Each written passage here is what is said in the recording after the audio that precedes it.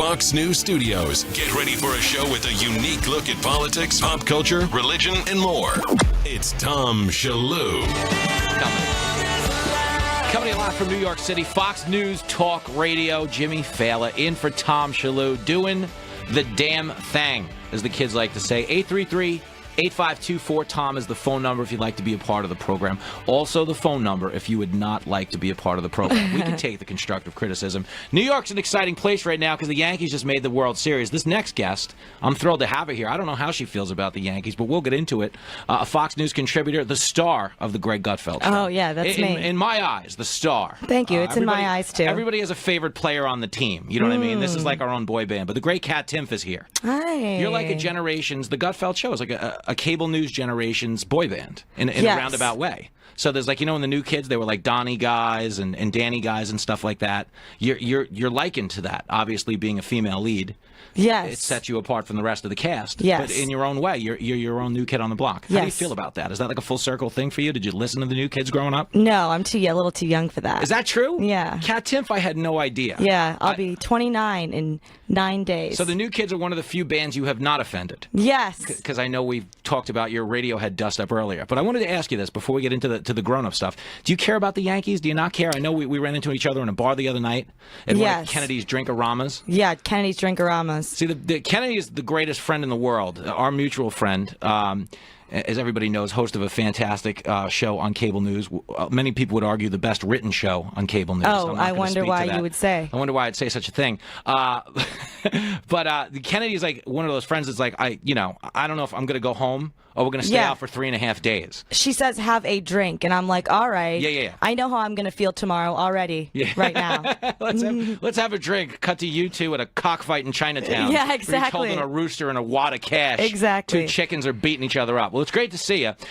Have you ever been called? We were talking about racist terms earlier in the day. And New York, clearly the home of slang terms and street banter. Have you ever heard anyone called an empty barrel? No. In a derogatory racial sense? No, right? I've never even heard the phrase. I have a lot recently. I've heard it a lot it's been recently exhausted. in the news, yes. But I mean, we've heard it all. Like New York City is a living comment section. Yes. You know, if you put on any YouTube video, if it's a girl flying a kite, there's going to be her getting called a slut and a pig and anything else. Yes, absolutely. That is why you walk down the street in New York City, to find out what you're made of. But we've never heard empty barrel. So did you think it came off like a little bit of a reach? Like it was almost like Frederica Wilson was trying to invoke racism to give the argument like a second level of attack or something? Possibly. Like, where did that come from? I have no idea where it came from, and I didn't. I don't know. I just think it's so crazy in this conversation that we're not even talking about the person that was killed. No, none of that matters. That's what's so gross, though. Yes, it's disgusting. That's supposed to be the only thing that matters in this instance. Now we're talking about gold star consolation phone call etiquette. Yeah, and now it's a roast battle. Yeah. Now it's turned into another one of these roast battles. It's like, come on. The White House released a statement calling her all hat and no cattle.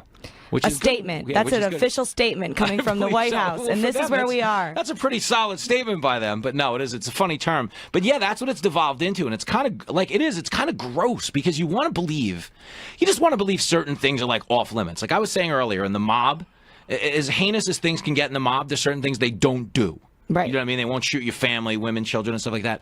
I think this is like lower than the mafia in that they don't have a cutoff of honorability. Like there's not a subject they won't hit. You know? No. And it's kind of disgusting, is what I thought. Did you hear any of the Kelly audio yesterday when he was kind of dressing it up a little bit? A little bit, yeah. And again, what we're talking about now is the phone call etiquette and not the person who was actually killed. I don't know. It seems like something that the Trump would say. And when you're talking to people about death, sometimes people say weird stuff when they're trying to. Because when my mom died of an illness 3 years ago. People at the funeral would say things like, "Oh, at least she wasn't killed in a car accident." And it's like thank you. You should be a grief counselor. I feel way better. When is your calendar of inspirational sayings? Yeah, exactly. Oh, is that your footprints poem that you wrote? Yeah, it's like you could always invent a worse scenario. It didn't really help me at all. Didn't do any good. It's kind of awkward, and you might not know what to say, and I'm not sure. Obviously, I don't think he was calling to be disrespectful. Yeah. No, I don't get that. And what I was going to say is, I think when you look at the full context of the statement, though, I think if you're being fair here, he said he knew what he signed up for and he did it anyway. And he's basically what he's saying, he knew what he signed up for and he did it anyway. Right. It's a noble sacrifice. And I don't know that it sits well with you in the moment, but I also don't think it sits as like, oh, no, you did it. It's also a lot rarer to actually die now. I don't think that anybody signs up thinking, well, I'm probably going to die. I think that they expect that they won't. But it's kind of like a known thing amongst first responders that you are going to, you're going to face that possibility. And what I guess what I'm trying to say, though, is the way it was packaged. And I think to an extent because we run on adversity. Everybody just needs something to be mad at. Oh, yeah. It's been packaged as he knew what he signed up for. Almost as if he said that, goodbye, you know what I mean? Yeah. And got off the phone. It's kind of being framed and dissected as if that was the case.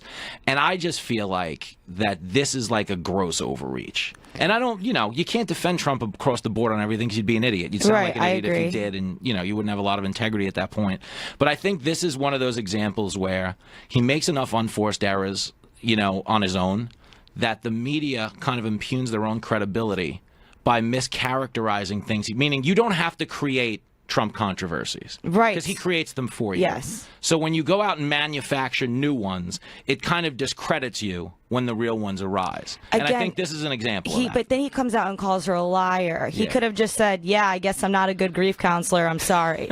That's what you should say. Sorry about that. But this is where I would disagree. The only reason I would disagree on that, too, is I don't know that he is a bad grief counselor because I don't know. You know what I mean? We're reacting as if we know, as if we've either read a transcript of the phone call or heard the phone call. Right. But I actually don't think we know. So he might be within his rights in this instance to stand his ground. And I could see where if someone, if you're in his position, you call up a widow and you try to console her, and then unbeknownst to you, there's a congresswoman listening with her red pen out marking the essay. You should always think there's a congresswoman listening. Whenever you call someone, if you're going to call anybody ever, assume that she's there with her hat, just waiting to tell everyone all. Every time I call to check on my car at the shop, I just assume there's a congresswoman listening with a red pen out there.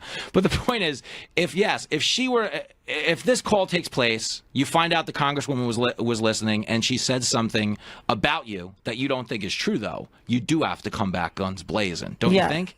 In that instance, I think he does. Because you don't want to own, hey, I made this awful call if you didn't make it. Okay, but if he did... If he made it, you shut up and stand down. But he doesn't do enough of just saying, yeah, whoops.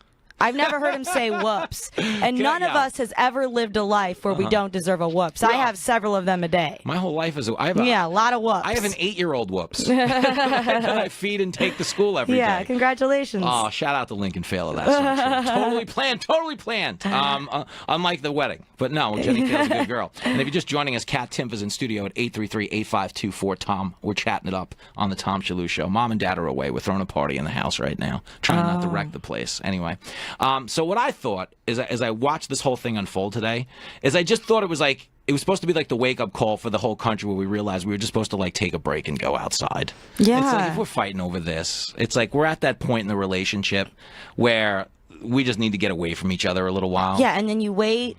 And then you both calm down, you go out with your friends, and then you just text, rather than rehashing the old fight, say, hey, can we hang out? Yeah. And then you just bury those problems. Start from scratch. Go eat something fried. Yeah. Bury get them. Some beers. And save them. And then they can resurface 8 months from now in a more critical fight. Right, because it's always in the back of your mind, and then you're looking for signs of the same behavior repeating itself. Yeah. So down the road, when we're fighting over tax reform, and they're like, oh, like the time you called that Gold Star widow? That is how I argue with the men that I date, if that's what you mean. That's the voice? Mm-hmm. It's odd that she does that, but she can transition into a mook Long Island guy. Yeah, I do. You take on my accent. Whenever I'm angry, I sound just like Jimmy. That's your Hulk? Mm-hmm. That's funny. You're gonna make me Jimmy. You wouldn't like me when I'm Jimmy. That's really funny.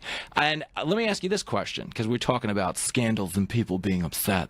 Have you been following the new revelations in the Harvey Weinstein thing? Yeah, it's all disgusting stuff. One. It's all disgusting stuff, and it's all getting brought to light. And, it's a thing that happens all the time with powerful men taking advantage of women who aren't powerful. Yeah. And so they're in this position where they feel like they can't say anything because who would believe them? And it's, oh, you're just some aspiring actress. And this is a very powerful, popular man with a team of very powerful lawyers, high-paid lawyers. So, of course, there's all this conversation of why didn't they say anything sooner? Come on, you got to be an idiot to not understand why you wouldn't say something sooner. You know what else I think, too, though, KT? I think part of the way they were able to rationalize not saying anything, and I don't think any of them want to go on record with this, is that they're probably also aware that there were a lot of other people doing it too. Like, I bet you on some level, it, as disgusting as it is, it might, in a roundabout way, just been a known thing in Hollywood, and they realize they just need to cut off this artery or this limb before it infects the rest of the body. They don't want to, they don't want to do the full cleanse in this instance.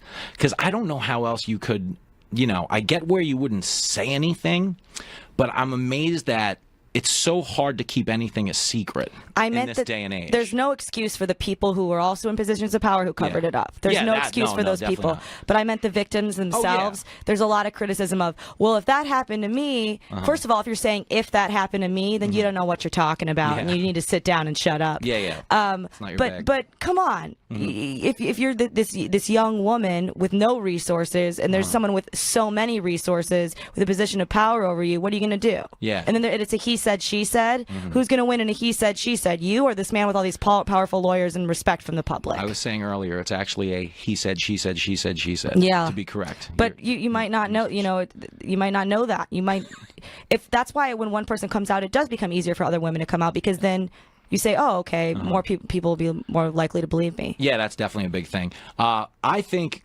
going forward on something like this, what I'd like to see happen is if there was any positive to be gained from this, it's that as a whole, Corey Feldman said there are other producers preying on young kids and stuff like that. I feel like we've made it this far into the muck on this that we might as well go full tilt and try to exercise all. You know what I mean? Because we're never going to get this far into the cross country drive again.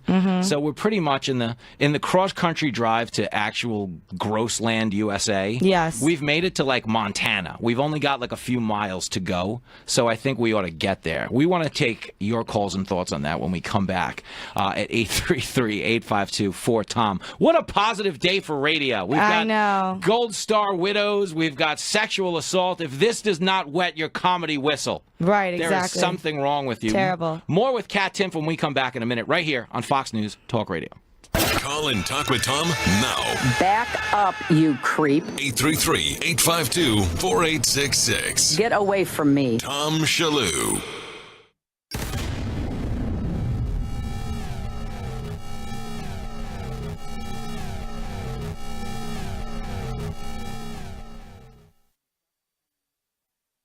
Attention business owners and independent contractors. This is a money-saving message from Tax Mediation Services. If your business owes $20,000 or more in taxes, we can help you today, right now. Listen, dealing with the IRS is no picnic. It's an intimidating and extremely stressful process, and you don't want to go it alone. Our attorneys know every law, every tax break, and every possible opportunity to help you resolve and reduce your tax debt. And if you owe more than $20,000, you may be at the top of their hit list. So don't take your tax debt lightly, because it will not go away on its own. The IRS can seize your bank accounts, your home, and even shut down your business. Call our tax experts today at 1-800-759-0158 and let us deal with the IRS while you focus on your business. That's 1-800-759-0158. Again, that's 800-759-0158.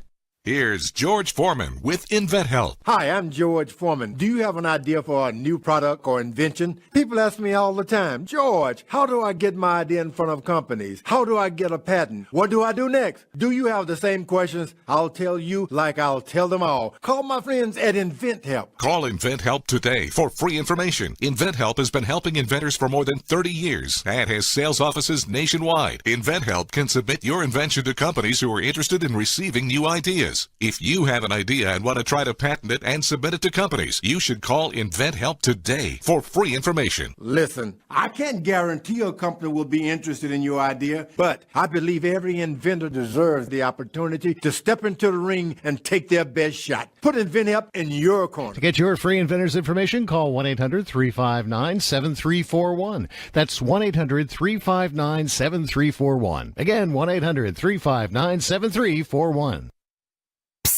Yeah, it's me, your heart. Listen to me. We've got to talk. High blood pressure is serious, and yours?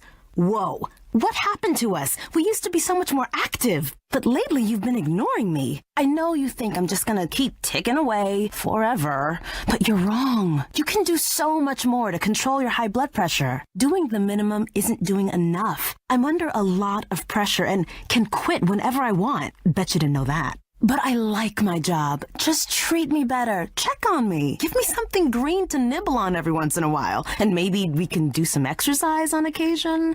Let's get to it. After all, we're in this together. Listen to your heart. Don't let it quit on you. High blood pressure can lead to a stroke, heart attack, or death. Get your blood pressure to a healthy range before it's too late. Find out how at heart.org/blood pressure. Check, change, control. A message from the American Heart Association, the American Stroke Association, and the Ad Council. This is House Call for Health. Doctors may soon be armed with artificial intelligence to help them better determine high-risk scenarios with regard to breast cancer patients. The concept involves high-risk breast lesions that are abnormal cells found in a breast biopsy. While some lesions may develop into cancer, others do not, which poses the question of which need to be removed and which can be left alone. Researchers at MIT developed a machine learning model to distinguish between the two. It automatically learns and improves on previous experiences, meaning it'll fine-tune itself over time. The machine was fed information on risk factors like patient age and lesion type, as well as actual text from the biopsy. In a study involving 335 lesions, the machine identified 37 of 38 lesions that developed into cancer. Researchers said it would have helped women avoid 1/3 of surgeries on lesions that would have remained benign. For more on this story, check foxnewshealth.com. House Call for Health, I'm Alex Hine, Fox News. Now, from the historical audio archives of Fox News Talk. Joe DiMaggio was named the greatest living player in a 1969 poll of sports writers. He took the great American pastime of baseball to new heights during his career and defined the term sports hero in the 40s and 50s. Joltin' Joe was known for the power of his batting. After World War II, he became a national hero, and even people who didn't like the New York Yankees liked Joe. He announced his retirement in 1952. I said last spring, I thought this would be my last year. I wish I could have had a better year, but even if I had hit 350, this would have been my last year for me anyway. You all know I've had my share of injuries and setbacks during my career. In recent years, these have been too frequent to laugh off. When baseball is no longer fun, it's no longer a game. And so, I've played my last game of ball. Stay tuned to hear more history as it unfolds before your ears. It's the audio archives of Fox News Talk.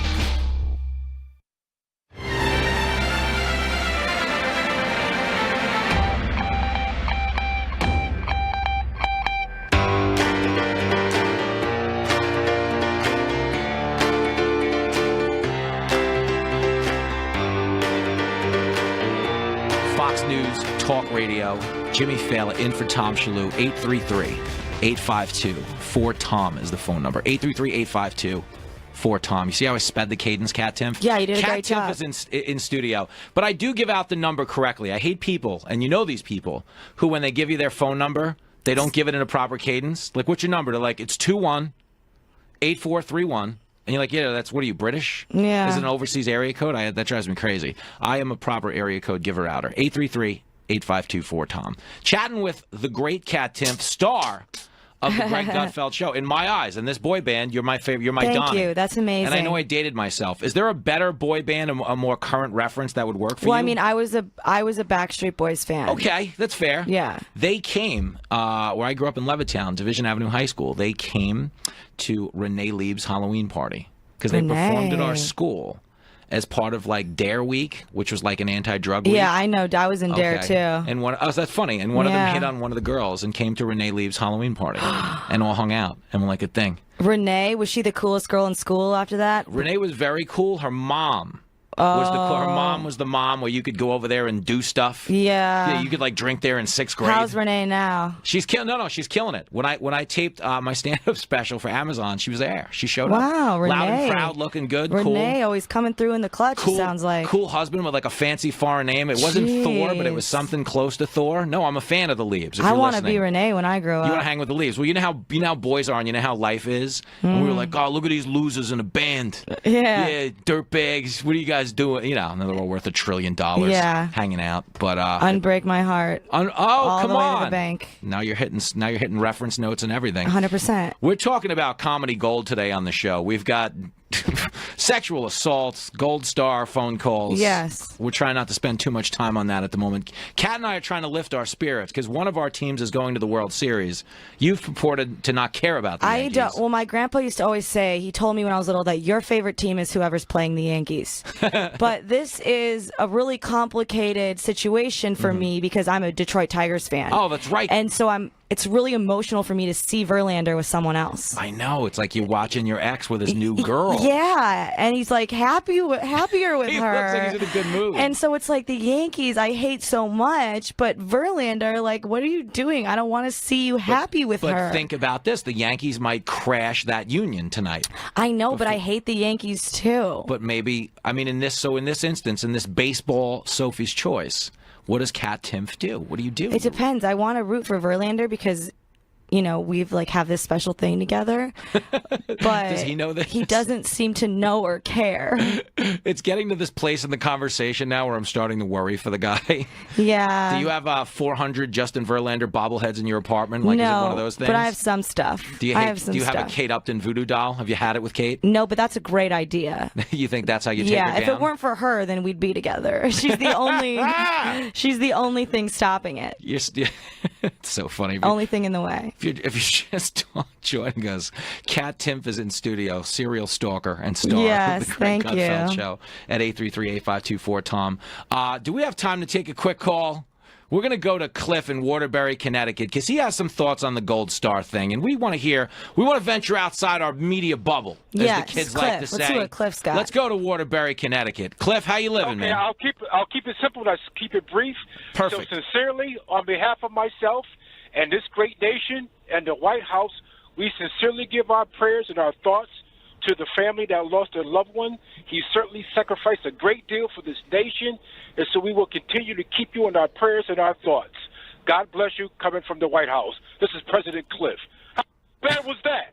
Oh, yeah. You say, what's wrong with that? So Nothing. now why am I going to sit there and say, you know, God knew what he was going to get into. He going to get his head blown off, but he knew this. How insensitive! What a moron! And for people to sit there and interpret what he said, just like another example with the Purple Heart and that comment with the war veteran with the Purple Heart, this guy's just a moron. And so now, does he need people from the public to go with him every time he makes a comment to interpret what he means? Incredible. And yeah, Cliff. I completely agree that it was insensitive. Absolutely. Cliff, I thank you for the call, but I wish you wouldn't hold back so much when you talk about the president. Stop censoring yourself so much, Cliff. I think we're in a tough spot here, Cliff, because this is the thing. I'm not actually defending Trump in this instance because I still don't. There's such a thing as like an energy of the call, a tone of the call. I don't have a full context of the call. So I don't want to throw the challenge flag on Trump. I also don't want to exonerate him. Right. I mean, the closest I come to exonerating him in this instance is saying that we should all be refusing to pass judgment until we have full context.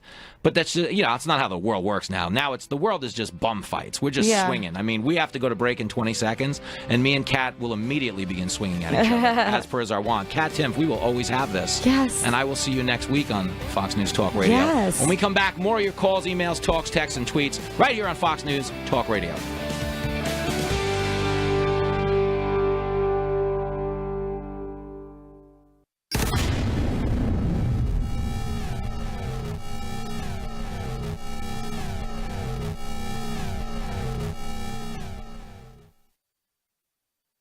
Fun and insight. Tom Shillue. I would love to repeal Obamacare. I would love to take some action on the border. But as far as a lot of this legislation goes, I tend to kind of wipe my brow and say, well, we dodged a bullet with that one, with that Republican health care plan. I don't have a lot of faith in the current legislators to pass laws that are going to have any effect, make my life better. Tom Shillue, live weekdays at 3 p.m. East, noon West. Or get the podcasts anytime at TomShillueShow.com.